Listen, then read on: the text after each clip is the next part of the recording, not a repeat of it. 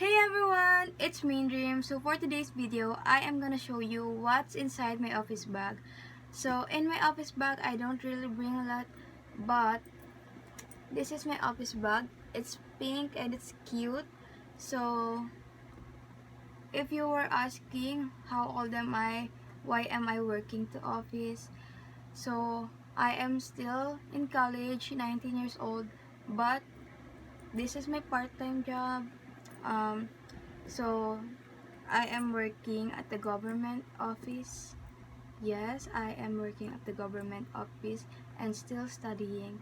So, this is my part-time job and this is my office bag.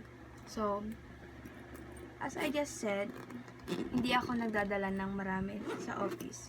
Like, my first day, marami akong dala. Like, dala ko yung notebook, dala ko yung ballpen, dala ko lahat. So, ngayon, naisip ko na hindi ko naman pala ginagamit yung mga yon sa office kasi I don't really touch my bag at the office kasi lahat ng kailangan ko nasa desk ko lang. So, this is my bag. I have here my clamp, my butterfly clamp. So, ayan.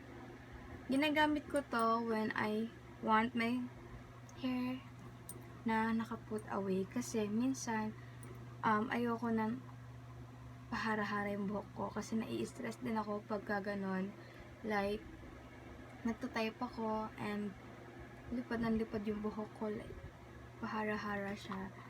So, ayun. Next is, I have here in my first pocket, candy and this mint candy. So, ayan. I don't have my toothbrush here, but I have my toothbrush before, so I just want to replace my toothbrush into trouble toothbrush. So, wala ditong toothbrush. So, wag kayo mag-expect. So, next I have highlighters, like pen highlighter and this ball pen. So, ito yung ginagamit ko sa office. Sometimes kasi may sinusulat ako, like I need to write something for the customer, so may dala ko nito. Next is eyeglasses. Wala dito yung eyeglasses ko, but nandito siya sa nightstand ko kasi ginagamit ko siya for everyday kasi malabo talaga yung mata ko. So, next is my wallet. This is Gamma. This wallet is inspired from Naruto and I don't have a lot of money, but ito kasi dito ko nilalagay yung baon ko. Hindi ako nagdadala ng maraming pera. And wala naman ako nadaling maraming pera.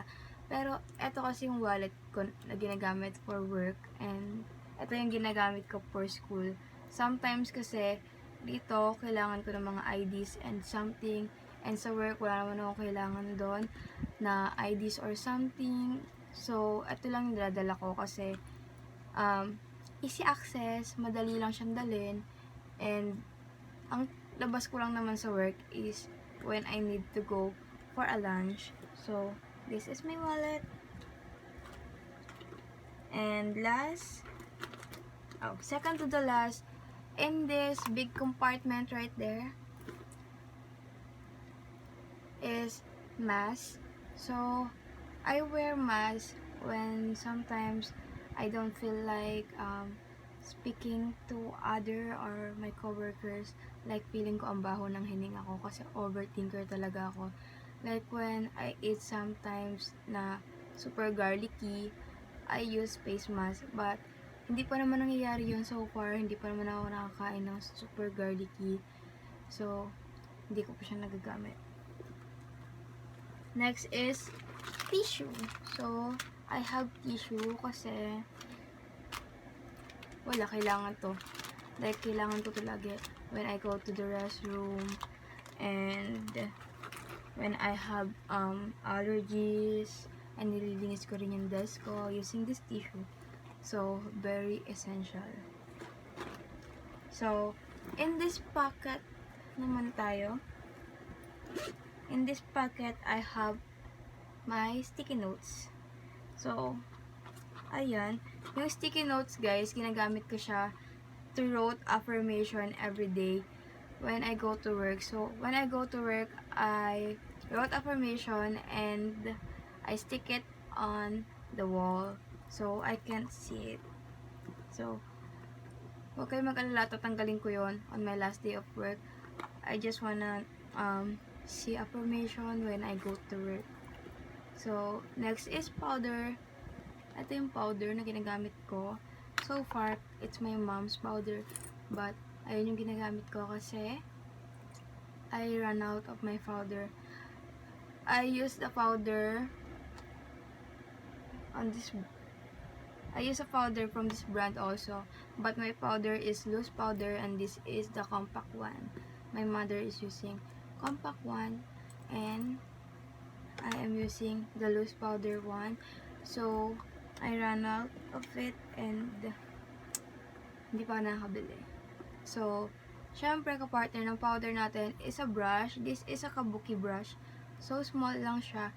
So, pwede siya for traveling and super handy. Pwede mong dalhin kahit saan. So, yeah. Next. So, alam nyo naman siguro, sa office, naka-aircon tayo.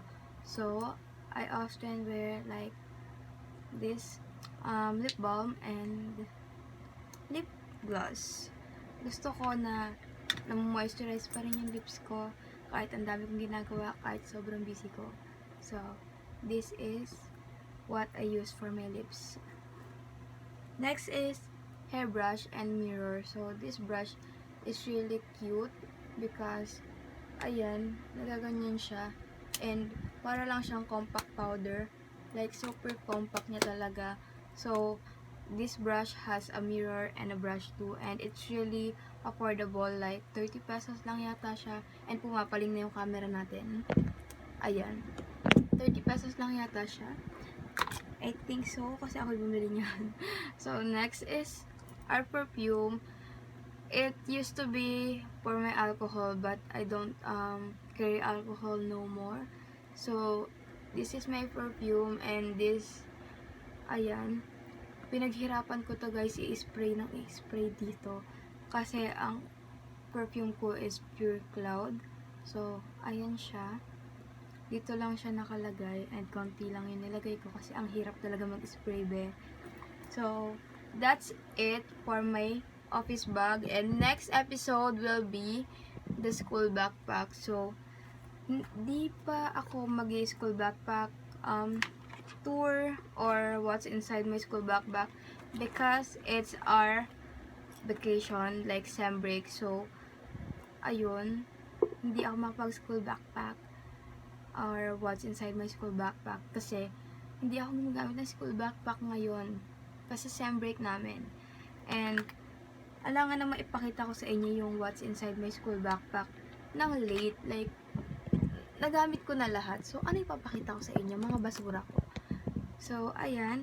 Hintayin nyo na lang yung what's inside my school backpack. And, yeah. I hope you enjoyed this video. And thank you guys for watching.